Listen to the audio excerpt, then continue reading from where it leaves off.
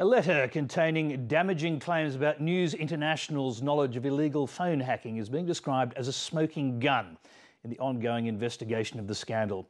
Written by a disgraced former reporter at Britain's News of the World paper, the letter claims phone hacking was routinely discussed at editorial meetings and that senior figures under Rupert Murdoch later tried to cover up the criminal behaviour.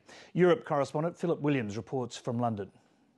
The hacking scandal was never going to disappear, but it's burst onto the front pages in dramatic fashion. Thanks to Clive Goodman, the former News of the World royal reporter. He was jailed for hacking and wrote this letter 4 years ago, arguing why he should keep his old job, as he says he wasn't the only offender. This practice was widely discussed in the daily editorial conference until explicit reference to it was banned by the editor. Clive Goodman went on to remind the company of assurances he said he'd been given by the then legal manager Tom Crone and then editor Andy Coulson. Tom Crone and the editor promised on many occasions that I could come back to a job at the newspaper if I did not implicate the paper or any of its staff in my mitigation plea. I did not, and I expect the paper to honour its promise to me. After this letter, they paid him something like £240,000.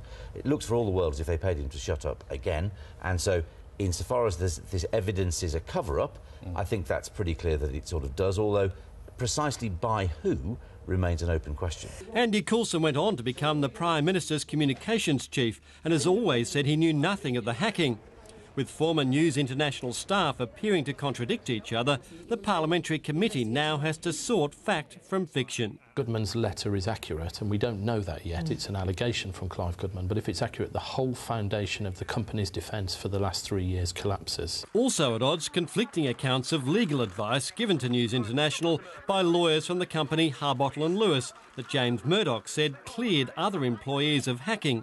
Because it is a key bit of outside legal advice from senior counsel that was provided to the company rested on. But Harbottle and Lewis said it was only ever asked to conduct a narrow examination of specific documents relating to Goodman, and its conclusions have been misused to imply a wider exoneration of the whole organisation. We are receiving accounts that are completely different and contradict each other at various points, and not in a number of areas they can't both be right. The committee will now recall some witnesses, and James Murdoch is likely on that list.